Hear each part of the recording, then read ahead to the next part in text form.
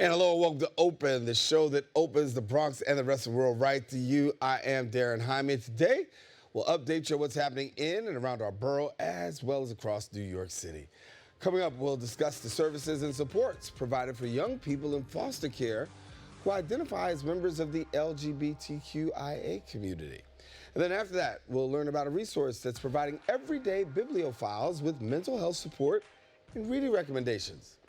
Then, we'll talk about the necessary actions people need to take if they or their loved one is experiencing symptoms of PTSD. You don't want to miss that segment.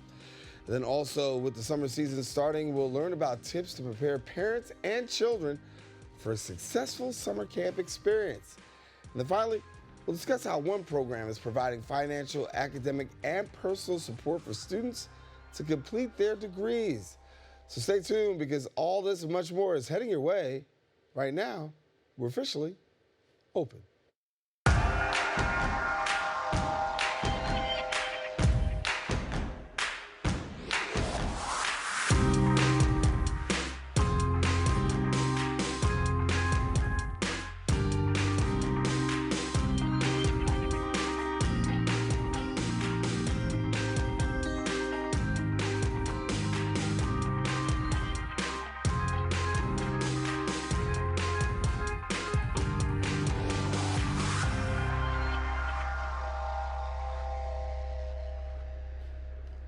And hello, everyone. I am Daren, Jaime, and you are now watching Open, a live program that's bringing the Bronx and New York City straight to you. We also want to welcome our viewers to the Manhattan Neighborhood Network, as Open is being broadcast simultaneously on MNN's channels. You can stay connected to us on all of our social media platforms at BronxNet TV. Well, some things have been going on throughout the course of the past week. We'll take you through some of them with our Bronx updates.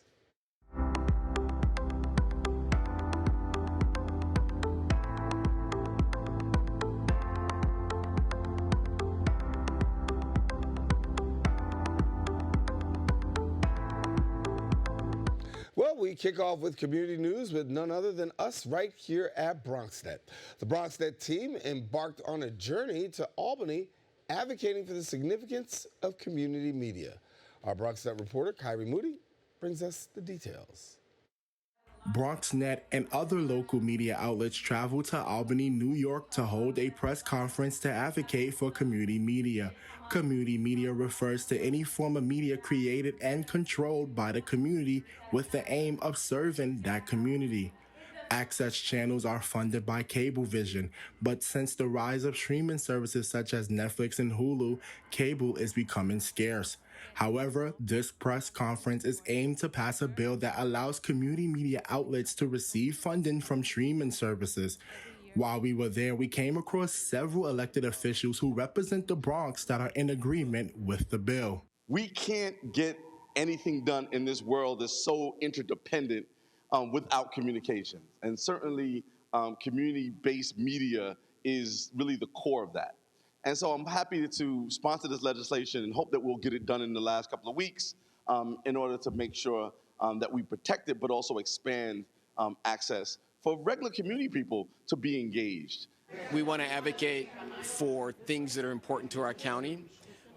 We want to advocate for organizations like BronxNet that have contributed so mightily to the people of the Bronx. I can tell you that no other media outlet discusses local issues, policy, gives information about elected leaders in the county like BronxNet. So it's ever important for the state to put funding in to back that up, because organizations like BronxNet, like you guys, put on such amazing programming, not just about the Bronx, but it's run by and made by people from the Bronx, from our neighborhoods. BronxNet specifically does an incredible job of making sure that our community is informed on the issues that matter. And so when we're talking about funding media at large, especially local community-driven and community-focused media, it's critically important because we know that places like the South Bronx are facing all kinds of issues, and we have people out there working toward solutions, working toward creating opportunities, but we need our community members to have access to that information. Here's a little history on BronxNet Television. BronxNet is a public, educational, and government access cable television network in the Bronx, airing on multiple Cablevision and Verizon Fios channels. BronxNet is located on the campus of Lehman College. BronxNet East and the Mercy College campus, and a new media and technology studio at La Central in the South Bronx. BronxNet has a field team as well as an in-studio team who work with several elected officials to highlight and uplift the borough of the Bronx. When you have community media that brings diverse and local voices, that brings diverse and young local voices to the table, like BronxNet does, it's like, it's the perfect thing, right? I went to Bronx High School of Science. Lehman College is where BronxNet studios are, right? So many of my classmates did internships at, that started their career in media at BronxNet. BronxNet has been a staple in my life. It has given me the passion to really look at my home and look at myself and taking ownership of just looking at life and being a part of something greater than yourself. It's something that is dear to my heart and to home because, I am from the boogie down Bronx, and everybody knows that in the Bronx, our youth and our schools and everything in the Bronx that we get, we have to fight for it. I think it's important for people in our communities to be able to get information that they would not get from regular television, from the nightly news shows, because they cover things on a citywide basis, on a national basis. And I want people in the Bronx to be able to know what's going on in the Bronx, and they get that from community media. Enjoy coming onto BronxNet to share with Bronxites what's going on in the world of government. You guys do a great service to the city of New York, to the communities within that city, and really for the entire state of New York, telling the residents firsthand what's happening out there. As the elected officials mentioned, BronxNet has so much to offer for the community of the Bronx. To find out more about us, you can go to our website, www.bronxnet.org, and also join the fight to keep community media on air. For BronxNet, this is Kyrie Moody. And thank you, Kyrie. In other news, African small businesses were recently celebrated for their significant contributions to the Bronx at Bronx Community College. Our BronxNet reporter, Jonathan Calixto, has a story. African-owned businesses have contributed to the Bronx both culturally and economically, and today Bronxites will get to experience the flavors of Africa here at Bronx Community College. And this is really our idea to give all of you a taste of Africa, to make sure that residents from all across our borough can get to experience the beautiful African culture, the businesses, the restaurants, the entrepreneurs, everyone that does so much to make this a beautiful borough and a beautiful mosaic of different cultures and nationalities. As part of the celebration, a range of resources were offered to African community members, from discussions on epidemics seen in West Africa to highlighting small businesses celebrating diverse authors. This event really means a lot to me in the sense that our program is actually talking about hepatitis B among West African community, in which a lot of us do not understand what hepatitis B is, and also a lot of them have never tested for it. You know, being able to come back to the neighborhood and seeing that we have like an Africa Day and representing our culture is so important. I'm just glad that I heard about it in time. Through her own small business, Tuma's Books, Fatuma Hidora is helping readers get to know African authors of diverse genres. But there's so many other like contemporary African writers that I think people should know about. And they're writing in all genres, right? They're not just writing about colonialism and there's romance and there's fantasy. And I think it's important to get those in readers' hands as well. To see an African Day event here and to host the food from Africa, I think to me is like a dream come true. In anticipation of Africa Day, we can truly say Bronxites got a taste of Africa. Reporting for BronxNet, Jonathan Calixto. And thank you, Jonathan. That's all we have for our Bronx updates. We're taking a quick break, but we'll have more open when we return. We all know what it's like to feel alone. But it just takes one new connection. Want to get out of here? To empower many. This is unbelievable. It doesn't take a superhero to bring forces together. We all have the power to reach out. Let's go! And help someone feel like they belong. Pretty cool, huh? We are stronger together. Where did the time go? I don't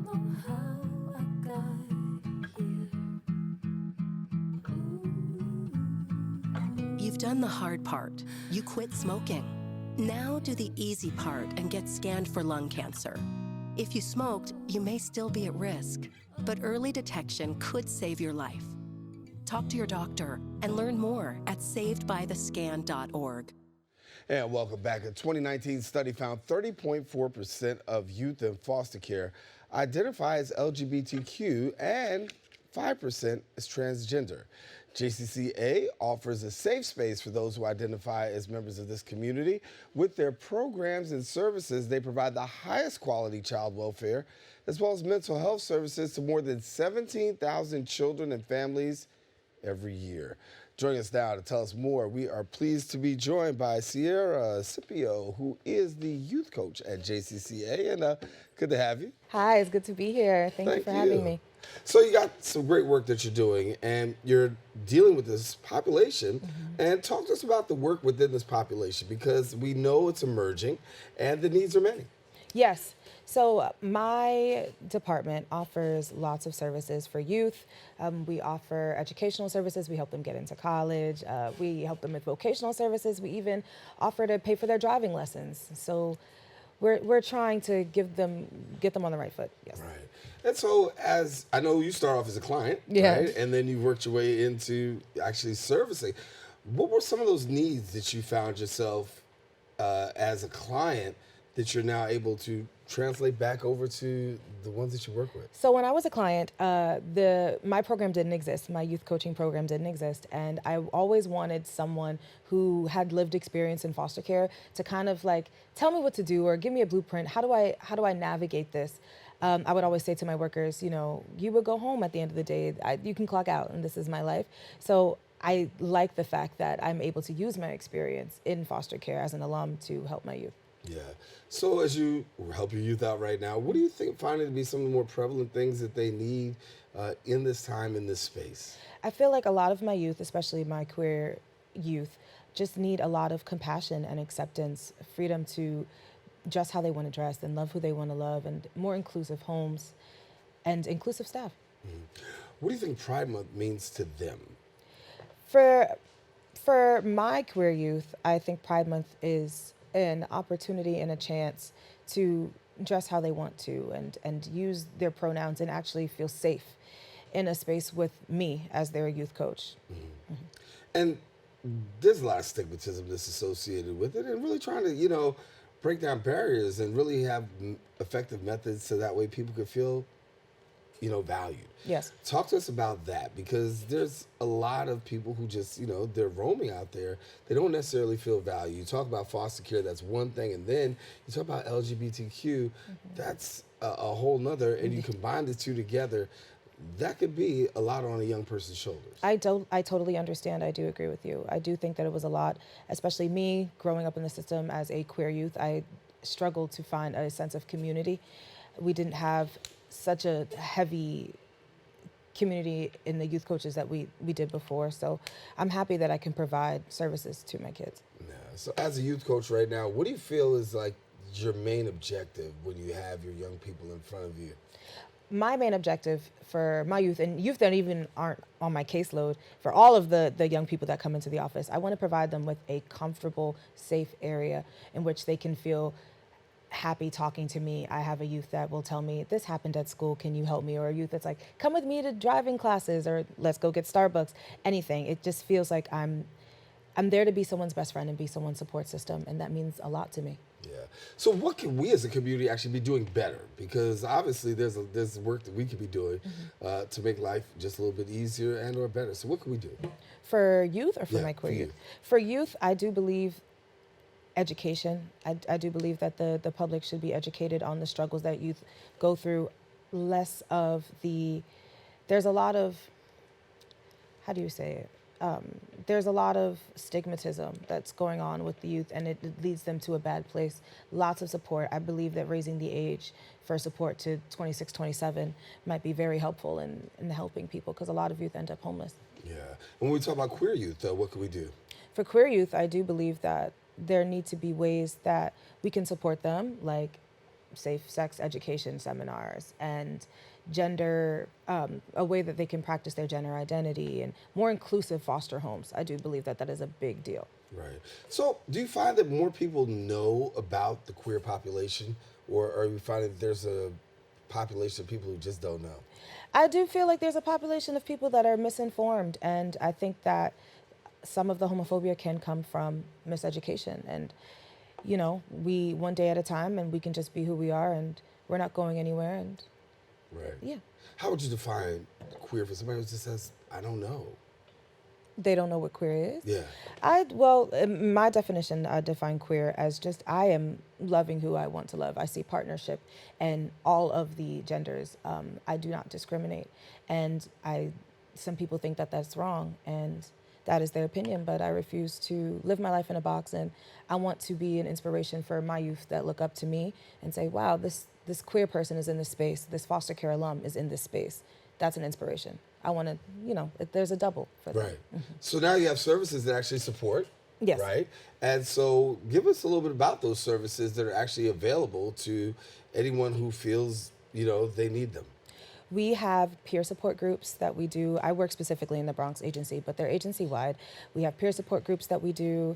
We just had a event. We had a Pride event in Brooklyn this past Friday. That went amazing. Lots of youth showed up. They made tie-dye T-shirts. And we respect each other's pronouns in the office. Yeah. And so for somebody who wants to be connected, what do they do if they're saying, hey, listen, you know, I really feel like I need an outlet, and Cearia's helped me out right now because she's giving me some information and making me feel like there's a safe space for me. I would say if they had a coach, talk to the coach. Coaches are literally advocates for the youth. They don't work with foster parents too closely. They don't work with the case planners too closely. It's basically a built-in best friend. We want them to feel comfortable coming to us and saying, hey, I'm experiencing some homophobia at school, or what do I do? Or I don't know is this right? I want to dress differently. I want them to feel comfortable coming to us. So I think that they should reach out to their educational department, their LEAP department, and their case planners, and, you know, we can work something out for them. We don't want them to struggle. How's it from you got boots on the ground, so you can give us a little bit more intel on this one here, but how is it going for queer students in school? Is it getting better? Is it seeming like there's more homophobia?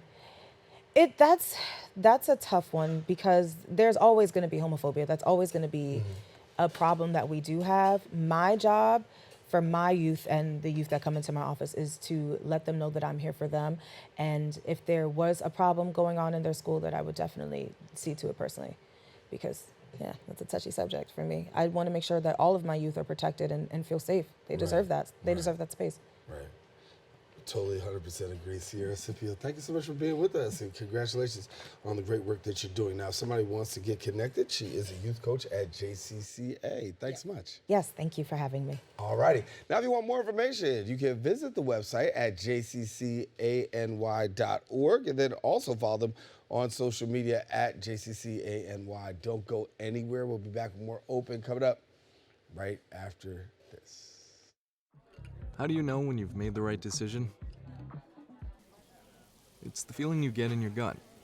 The one that tells you what's right or wrong. It's the one that says, sure, I can have a drink. Or the feeling that says, okay, I've been drinking. Now what? It's the voice inside you that says, I'm buzzed. Better leave the car when it's time to go. Plan ahead. Catch a sober ride. Buzz driving is drunk driving.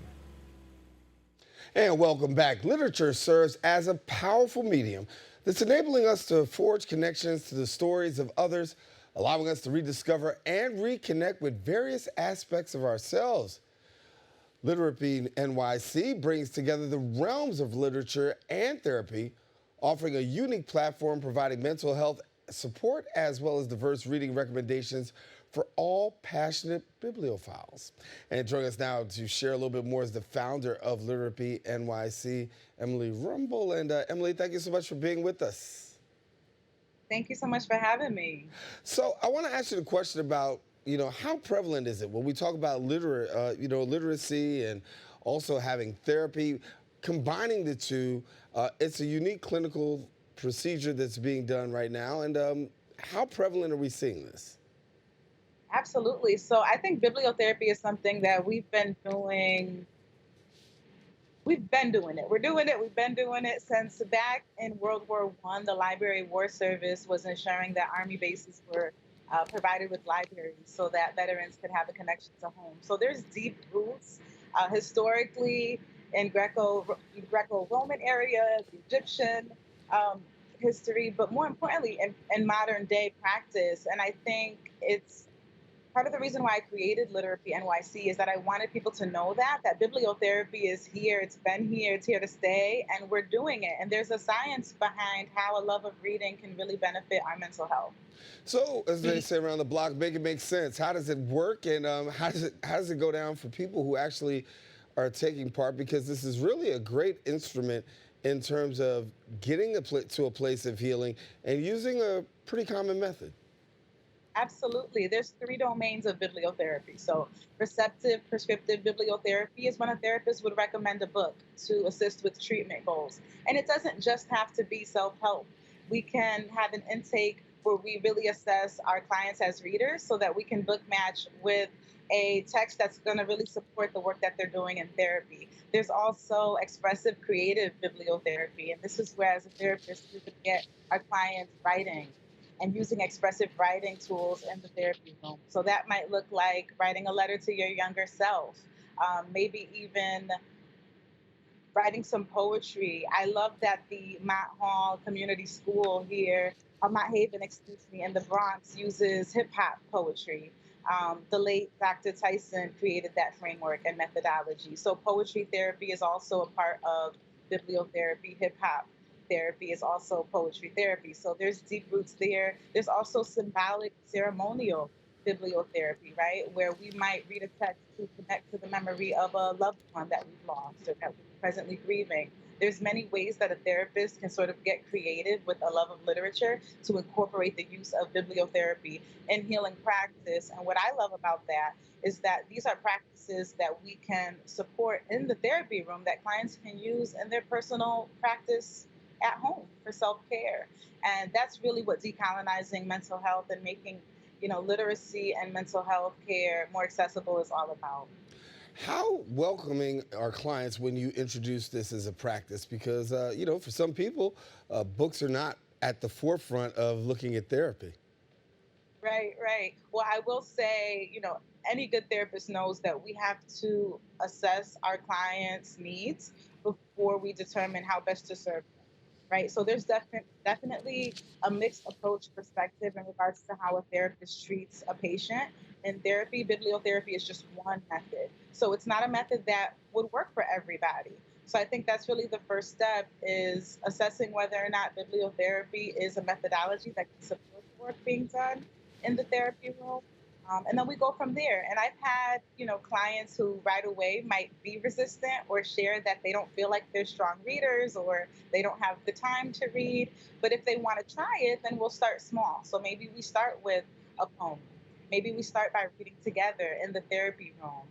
Maybe I, read aloud to them or they'll read something to me that's meaningful in the therapy room. We can find creative ways to incorporate the use of literature depending on where the client is at. And that's always the goal, is to meet clients where they're at and to work with what we've got. Talk to me a little bit about mental health for a minute, because when we talk about mental health, it's an issue that has been prevalent in communities of color. We're hearing a lot more about the conversations around mental health and the need for mental health services and also an awareness. When you find where we are today, given the fact that we're seeing law enforcement, we're seeing many more right here at media projections, where we find mental health clients not necessarily getting the care that they need, whether it's treatment, whether it's really being aware. Talk to us about what are you seeing right now? How can we assess mental health awareness, particularly in communities of color?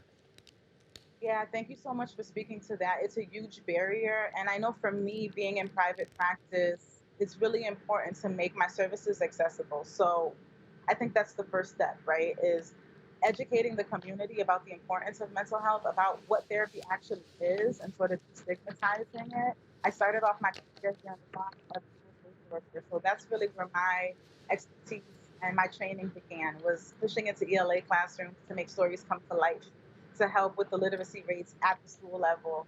And that's how I got my kids to trust me, and to eventually come into the counseling room, because there was a lot of resistance there too. So I think really starting by destigmatizing, having any kind of mental health issue, because the truth of the matter is that at any given moment, any of us can struggle with a mental health issue. And then once we destigmatize mental health issues, we can talk about ways to make it accessible. And how I do that in my practice is I offer a few slots for reduced rates with open path psychotherapy, where I charge as little as $20, $30 a session.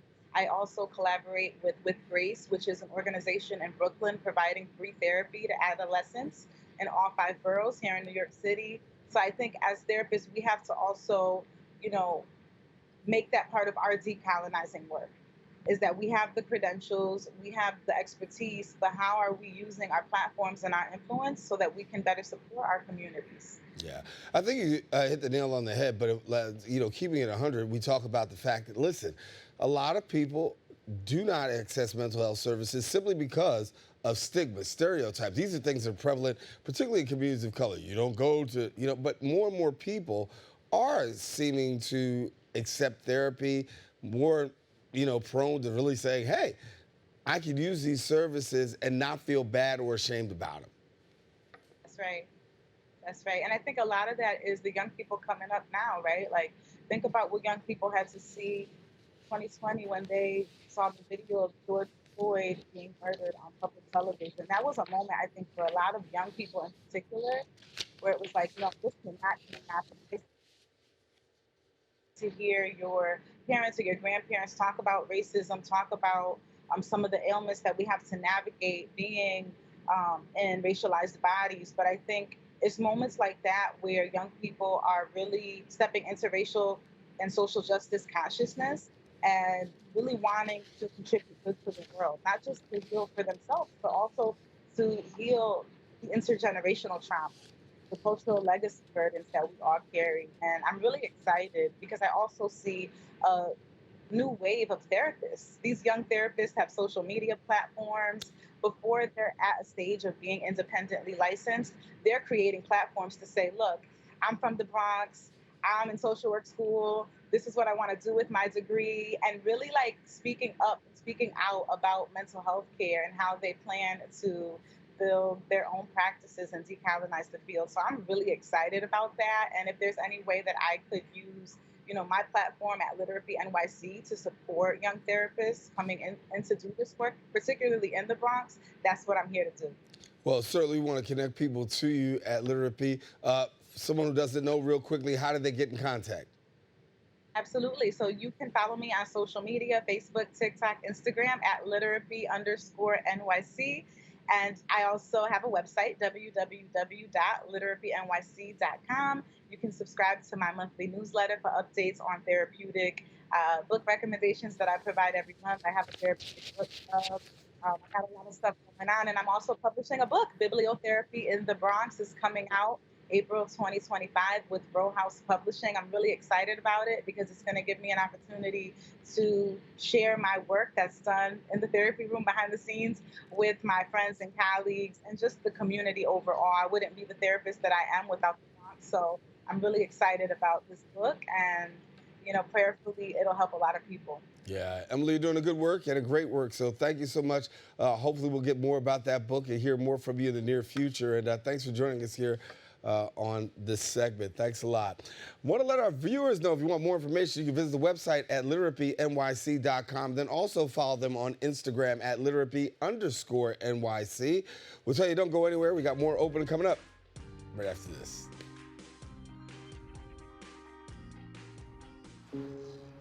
Dear moms and dads, what you have achieved here today is going to help us and our futures. It is why we are coming up on stage to collect your diplomas. You know it's true. Mom, we love you always. Everything I do. When you graduate, they graduate. Visit finishyourdiploma.org to find free and supportive adult education centers near you. And we are back. June is Post-Traumatic Stress Disorder Awareness Month. An estimated 1 and 11 people will be diagnosed with PTSD, I should say, in their lifetime. The Program for Anxiety and Traumatic Stress Studies, PATSS, is a specialized program that's offering a state-of-the-art approach to patient care, bringing innovation to tried and true therapeutic techniques. And we've got now with us the director of the Program for Anxiety and Traumatic Stress Studies, Dr.JoAnn Difede. And we thank you, Dr. Difede, for being with us. And when we talk about 1 in 11 people, that is a pretty significant number. And when we look at PTSD, it seems as though this is something that continues to be more and more on the rise, given the things that we're finding occurring even in society. Yes, the rates of PTSD are very high, but there is hope. When I started doing research 25 years ago and started the Program for Anxiety and Traumatic Stress after the World Trade Center to take care of our first responders, there were very few treatment options, and awareness of PTSD and the stigma of mental health were very significant. A generation later, while we don't have a cure, there are many opportunities for brief evidence-based treatments that are available now that were not. And so while we are having many events in the world, especially the pandemic, which put all people in densely populated areas at risk, excuse me, there is hope. And at PATS, we are doing some of that cutting-edge research and have federally funded research to take care of military sexual trauma, combat-related PTSD, and now our healthcare workers from front lines of patient care, including the support team. Yeah, you kind of leaned into what I wanted to talk about, because when we first talk about PTSD, I think a lot of people became introduced to it. When we talk about soldiers, combat, those on the front lines, we understand that was, for many people, the first introduction to PTSD. But now, with a lot of things happening within our society, PTSD continues to rise. Can you just give us a little bit more of an umbrella as to what are some of the things that are the PTSD, where we can find it affecting people? You talked about healthcare workers, but where else are we finding PTSD on the rise? Well, we find PTSD in general. Anybody who's experienced an event that puts their life at risk, or where they witness someone else's life at risk, or you hear about a loved one. So participating, witnessing, and for close significant others, just hearing about it third hand. That includes a range of activities that happen in daily life, unfortunately, like motor vehicle accidents, industrial accidents, natural disasters, interpersonal assault, from gun violence to sexual assault, the whole range of interpersonal assault. And then the big ones that make the news more are combat-related PTSD, and now with the pandemic, healthcare-related PTSD, and all first responders, cops, firefighters, EMTs, nurses, everyone. So I don't know that it's on the rise per se in the other groups, so much as there's much greater awareness, and it, the number you quoted would certainly suggest that overall the rates are higher a little bit. Yeah. When we look at what's going on right now with post-traumatic stress disorder, we know that many times that comes later on. That's post-traumatic, later on in the game. Talk to us about symptoms, because how does a person able to say, I've got post-traumatic stress disorder? Because sometimes people don't even know. So what are some of the more common symptoms that we can see arising in people? Right. Actually, often you make an excellent point there. Not only do people often not know, they often mislabel the event that occurred to them as not being putting them at risk for PTSD. I've literally had people who were at the World Trade Center go, "Oh, I didn't realize that," or our healthcare workers say, "Oh, well, that doesn't apply to me. That applies to our soldiers." I'm like, no, it's anybody whose life was at risk. As I said, witnessed it or heard about a significant other. Did you want to ask me more about that? Yeah, well, we understand that it's almost like a silent disease that affects so many people. And when we talk about the numbers, I gave you the 1 in 11 people, that's what we know of. But I think it's safe to say that there's a lot more that go on undiagnosed. Yes, well, and thank you again. That is a great concern. I mean, the average number of treatment sessions in psychotherapy for anything is 0. And so, yes, mostly people don't come in for treatment. They don't recognize it in themselves. So some hallmark symptoms like flashbacks and images popping into your mind are often people will say, oh, well, it's just a normal reaction to an acute stressor or something really bad happening to me. And sure, yes, that's what happens in our brain. There's a psychobiological cascade of events. We start pumping out neurochemicals so that our body and our mind prepares to do what needs to be done in trauma, and then those images pop into mind. And so that's one symptom, though. Others are that you begin to avoid people, places, things, emotions that are related to your trauma, to the point where you may not recognize that what happened to you, like being at the World Trade Center or being a frontline healthcare worker who had to come into work every day during the pandemic, puts you at risk as well, all the way to car accidents and what have you. We talk about stigma. There's a stigma in just acknowledging about PTSD, but also there's a stigma when it comes to actually treatment, because so many people think that it has to be so invasive. But what are some of the treatment options that are available for people when it comes to PTSD? Well, the most widely accepted and validated across multiple studies and endorsed by many professional groups is known as exposure therapy, where you sort of systematically and gradually recount what happened to you to your therapist.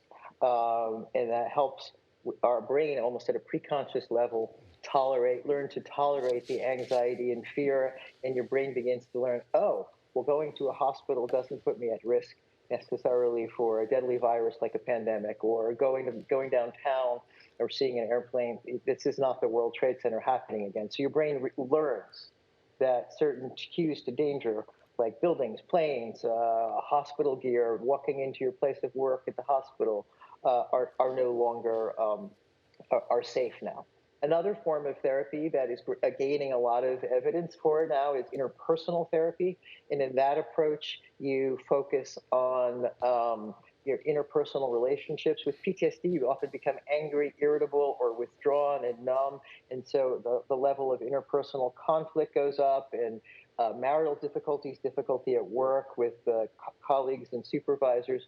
So instead of focusing on the trauma itself, it focuses more on how it affects your life. And in our clinic, we do both. We also pioneered the use of virtual reality exposure therapy back at the World Trade Center. And an advantage there is people seem to like it. In other words, they prefer it. So if you ask a group of people what form of treatment they prefer, they will say virtual reality. Now, in our last study for combat PTSD, whether they got the imaginal form or the VR form, people got better with either treatment, even if they preferred or wanted the VR. So that's the good news. But the thing about getting the treatment you prefer is people are often more motivated and stay in treatment. And we did show that if you're depressed, you might be better off getting the VR than the standard imaginal exposure. So there are at least 3 validated treatments that are short-term and evidence-based. And all the PE or exposure therapy and IPT can be done over Zoom now. So in terms of the stigma, you don't have to go to a mental health clinic or somebody's office to have treatment these days. You can do it over Zoom or in person if you and your therapist think that that's what's best for you. Yeah. Dr. Difede, a lot we put on the table. We got to leave it there. Thank you so much for joining us. Okay. Thank you so much for inviting us and spreading a message of hope and awareness. Yeah, it's an important conversation to have. Dr.JoAnn Difede, Director of the Program for Anxiety and Trauma Stress Studies. Now, if you want more information, you can visit the website at patss.weill.cornell.edu and then call their office number at 212-821-0783. We encourage you don't go anywhere. We'll be back with more Open coming up right after this.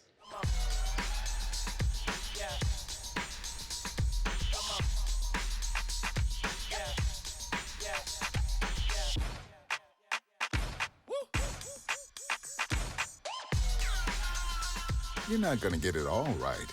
Just make sure you nail the big stuff, like making sure your kids are in the right seat for their age and size. Get it right at nhtsa.gov/the right seat. You're not going to get it all right. Just make sure you nail the big stuff, like making sure your kids are in the right seat for their age and size. Get it right at nhtsa.gov/the right seat. And we are back. Summertime is here, and with it comes the anticipation of summer camp for many children across the country. Now, it's an exciting opportunity to make friends, acquire lifelong skills, and enjoy a break from home. However, as the camp approaches, it's completely normal for parents and children to experience a mix of nervousness, excitement, as well as anxiety.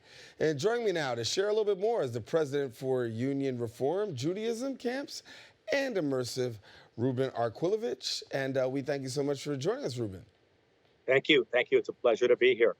Let me talk to you about this here, because I kind of had this little thought in my head. I said, when it comes to summer camp, parents are usually excited because it's another opportunity for their children to be gone and I get a little break, but then yet and still, I'm reading there's a lot of anxiety that goes on in a lot of families simply because their kids are away from home. Yes. Well, first, again, it's a pleasure to be here to talk about something that's so special and so important to tens of thousands of children and parents. And as you mentioned, all those benefits and incredible blessings of going to camp.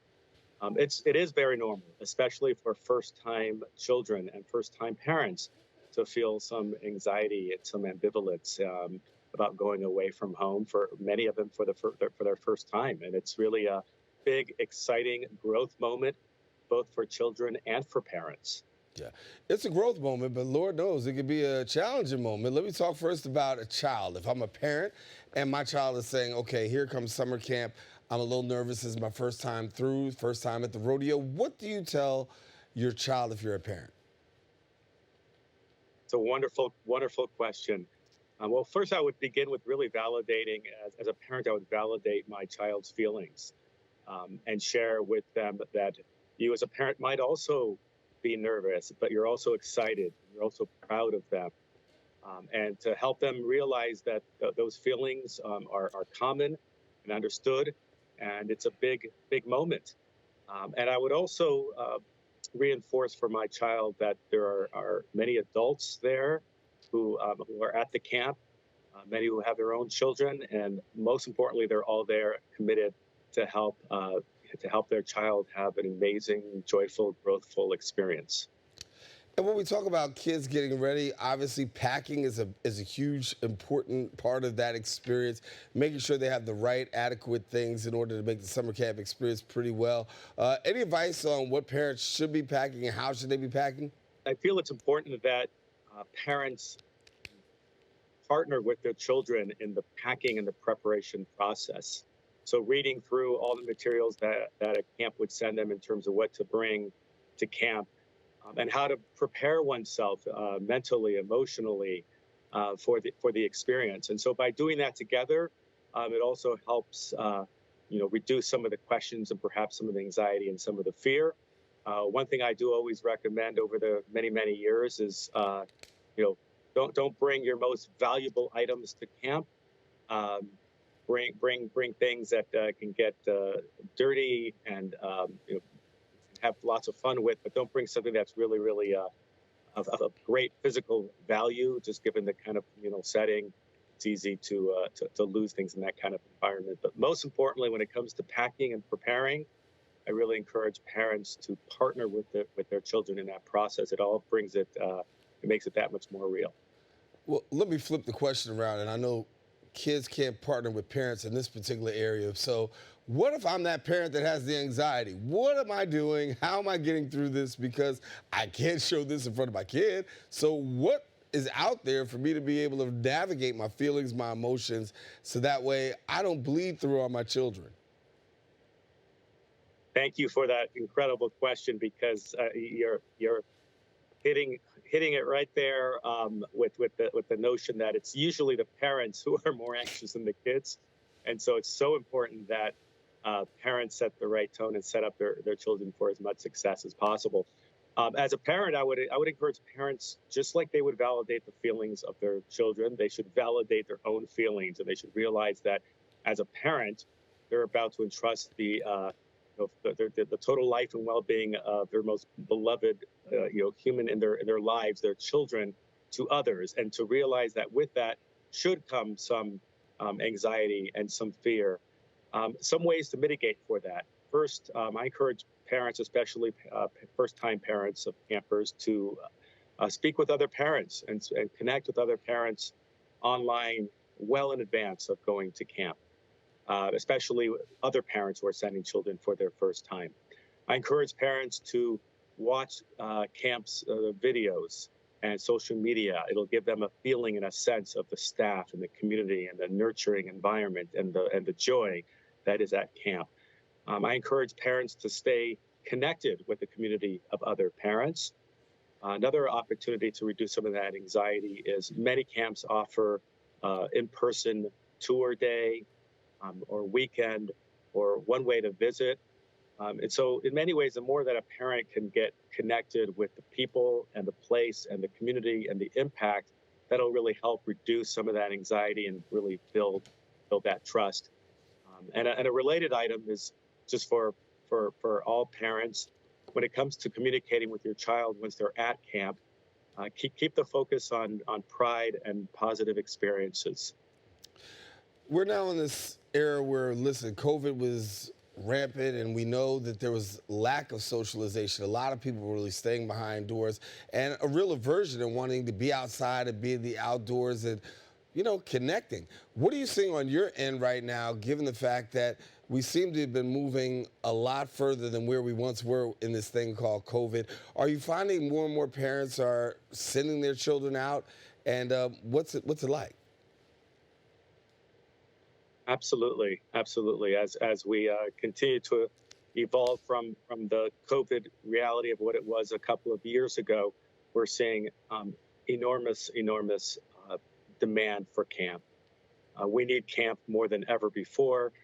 There's no question that the few years of all of us missing a lot of in-person interaction, that community building, that friendship, being with people face to face, arms around each other, embracing each other, being able to really share the great joys in life and to laugh together and to cry together and to experience community with all of our senses rather than just on a screen. There's no question that our young people and our adults, we've all missed that. Camp is the opposite to social distancing. Camp is the opposite to what we lived with around COVID for those couple of years. And so we're seeing great demand and a real return to this in-person space where for camps, it's essential in terms of mental, emotional, social, spiritual health to be together in person, in community. And with camp, we get to live that 24/7. Well, Ruben Arquilevich is our guest. He's the Vice President of Union for Reformed Judaism Camps and Immersives. And thank you so much. I mean, it sounds very basic, but the reality is for a lot of parents, it's a struggle. The struggle is real. A lot of children, the struggle is real, but you've helped to make good sense of it there and give us some good, helpful tips. Thanks a lot, Ruben. My pleasure. Take care. Have a great summer. All right, you too. Now, I want our viewers to know if you want more information, visit the website, urj.org. Then also follow them on Instagram at Reform Judaism. We encourage you to don't go anywhere. We'll be back with more Open coming up right after this. My character, Shazam, knows all about growing up in a family full of teenage superheroes. They're bold. Where's everyone going? To fight crime? Okay. Adventurous. Shazam! There's never a dull moment.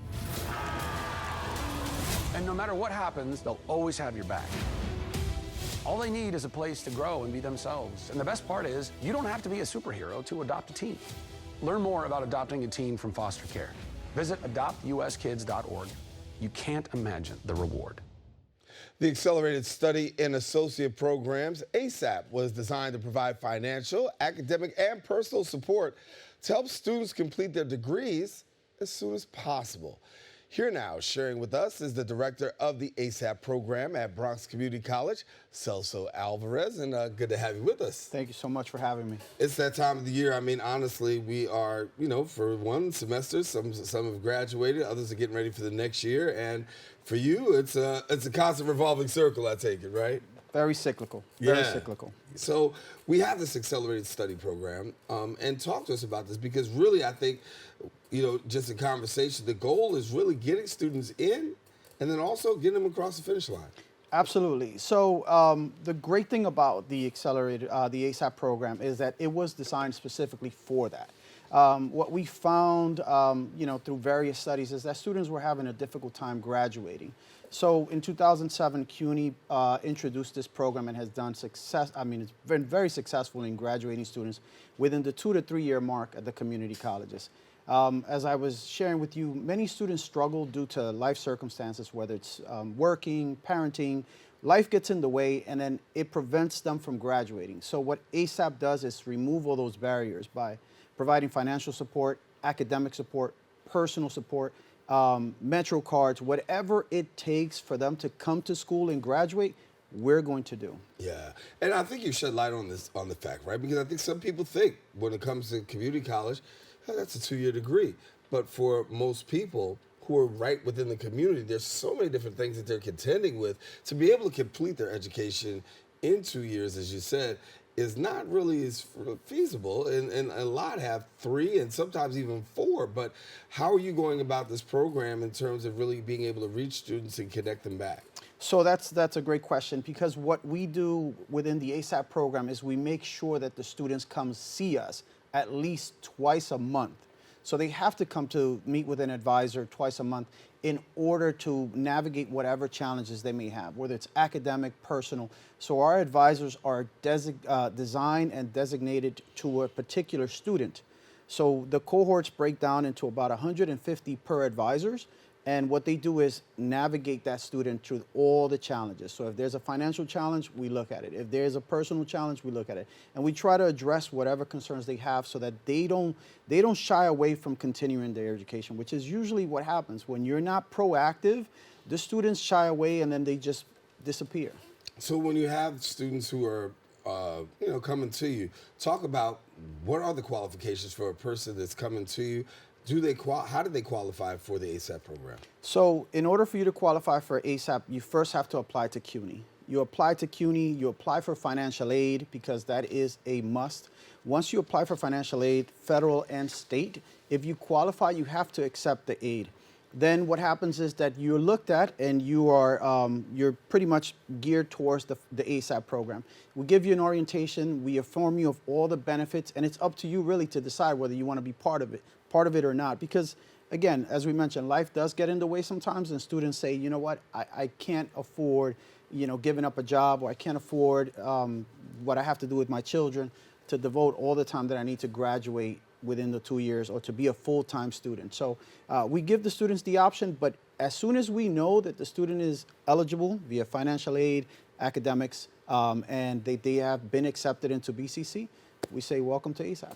You kind of talked a little bit about that. It has had great success, right? So what do you think is the secret sauce, if you will, for having that success among students who sometimes go through these challenges that can, run the risk of saying, hey, I'll just drop out and I tried, but this is it.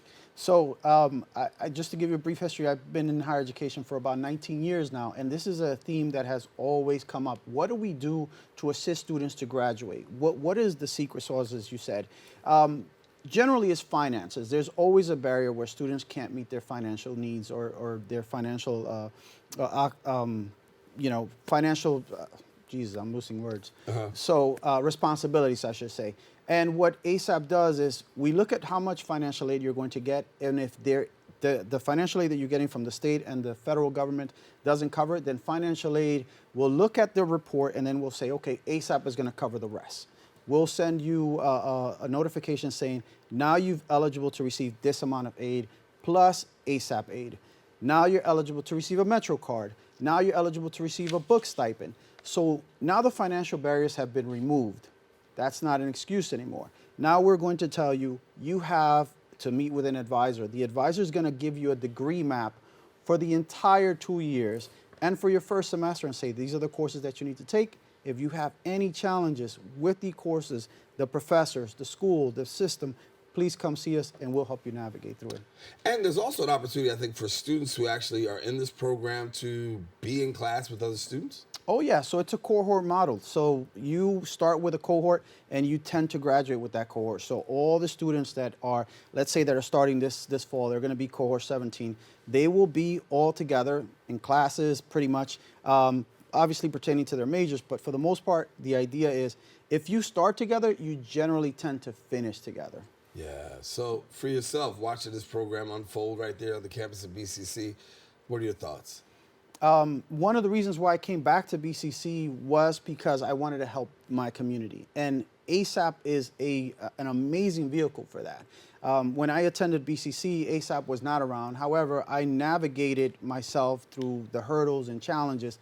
But once I was introduced to ASAP, I said, this is something that could really transform lives and generations, because students who graduate from a 2-year college and then transfer over to a 4-year college tend to be more successful in life, earn more, have better careers and so on.